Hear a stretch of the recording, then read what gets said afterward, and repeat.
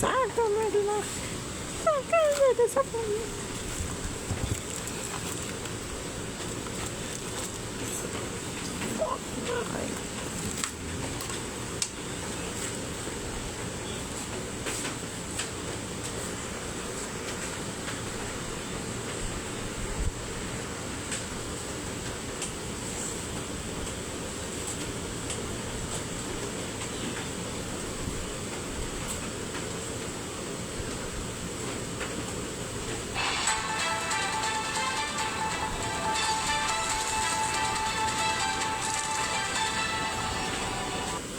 Magandang tanghali, narito na ang 13 Express sa oras na ito.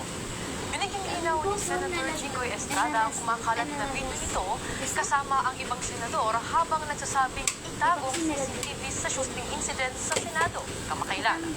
Giit ng senador, walang mali siya at hindi dapat bigyan ng maling kahulugan ang kanyang sinabi dahil ito ay pagsang-ayon lamang sa utos ni Senate President Cayetano.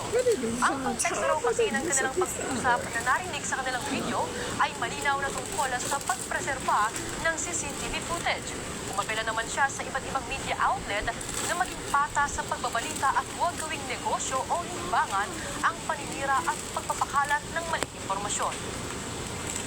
Sa ibang balita, muling itinaas ng National Grid Corporation of the Philippines ang Red Alert status sa Luzon Grid mula alas 3 ng hapon hanggang alas 10 ng gabi ngayong Biyernes. Nasa Red Alert din ang Visayas Grid mula alas 5 ng hapon hanggang alas 9 naman ng gabi.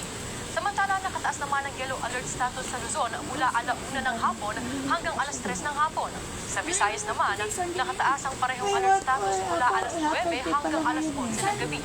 Ayon naman kay Department of Energy Secretary Mario Marasigan, ang nangyaring rotational brownout ay hindi dahil sa kakulangan ng supply sa kuryente, kundi dahil sa pagkawala ng dalawang transmission lines na ginagamit sa servisyo ng kuryente. At yan ang mga 13 Express oras na ito. Narito naman ang mahalagang balitang dapat niyong abangan sa 13 sa tanghali. Mamayang alauna, Pangulong Ferdinand R. Marcos Jr. tiniyak ang sapat na pagkain, oportunidad na makapag-aral at direktang tulong sa mga Kapampangan.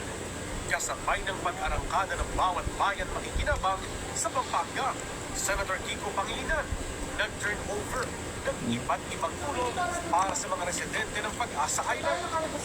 Ilang mambabatas nagtungo sa Office of the City Prosecutor sa Quezon City para dumalo sa preliminary investigation kaugnay ng mga kasong isinampa ng asawa ni Vice President Sara Duterte na si Atty. Manas Escarpio.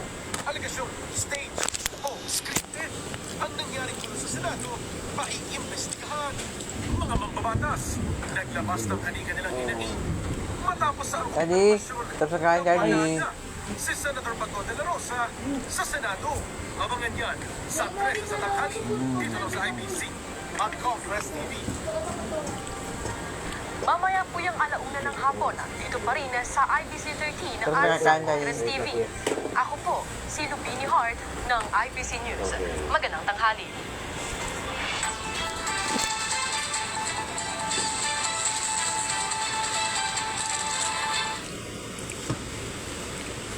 Naligo ka, kuya?